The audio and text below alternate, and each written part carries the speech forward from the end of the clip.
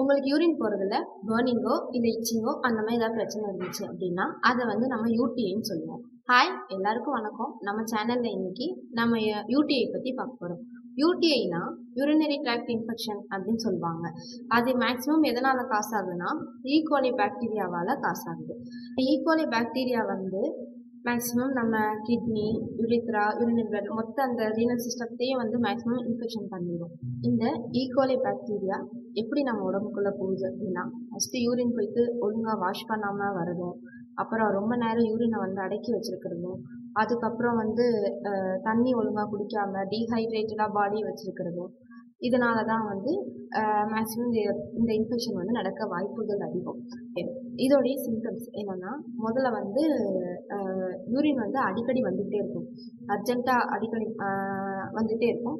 ஆனால் வர்றது வந்து கொஞ்சம் யூரின் போகிறது கொஞ்சமாக தான் இருக்கும். சஃபிஷியண்ட்டாக இருக்காது. யூரின் போன ஒரு ஃபீல் இருக்காது. அடிக்கடி வந்துகிட்டே இருக்கும். ஃப்ரீக்வெண்ட்டாக இருக்கும்.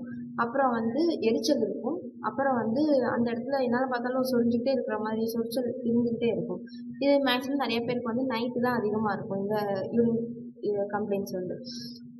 மேக்ஸிமம் இது யார் யாருக்கெல்லாம் வரும் அப்படின்னா, சுகர் இருக்கவங்களுக்கும், டயபெட்டிஸ் இருக்கவங்களுக்கும், அப்புறம் வந்து ப்ரெக்னென்ட் லேடிஸ்க்கும், யார் யாரெல்லாம் போகிற ஹைஜீன் கம்மியாக எடுத்துக்கிறாங்க, தண்ணி கம்மியாக குடிக்கிறாங்க, இவங்களுக்கு எல்லாருக்கும் தான் வந்து இது வர வாய்ப்புகள் இருக்குது. இதை வந்து நம்ம எப்படி கண்டுபிடிக்கலாம் அப்படின்னா, பிளட் டெஸ்ட் மூலியமாக கண்டுபிடிக்கலாம். சிபிசி டெஸ்ட் வச்சு கண்டுபிடிப்பாங்க.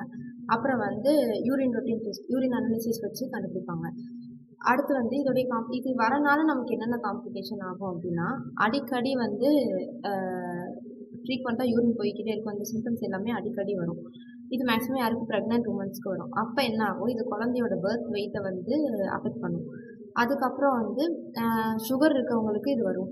அப்புறம் வந்து சுகர் இருக்கவங்க ஆல்ரெடி மெடிசன்ஸ் அதெல்லாம் இது பண்ணிட்டு இருக்கனால ஈஸியாக கிட்னி அஃபெக்ட் பண்ண வாய்ப்புகள் இருக்குது.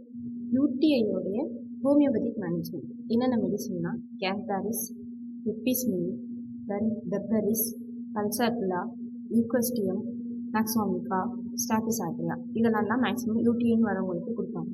இப்போ இந்த கேந்தாரிஸோடைய தமிழ் அது இதுலேருந்து மெடிசன் கண்டுபிடிக்கிறாங்கன்னா, எரிவண்டு, அந்த வண்டுலேருந்து மெடிசன் கண்டுபிடிப்பாங்க. அப்புறம் வந்து எபிஸ்மெண்டிகா, அது வந்து தேன்லேருந்து தேனீ பூச்சிலேருந்து செய்கிறது.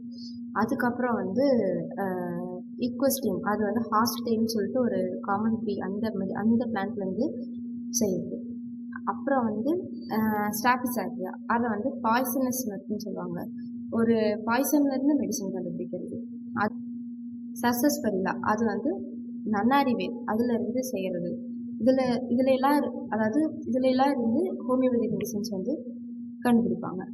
இதே மாதிரி அடுத்த டிசீஸோட உங்கள் எல்லாரையும் வந்து மீட் பண்ணுறேன். தேங்க்யூ.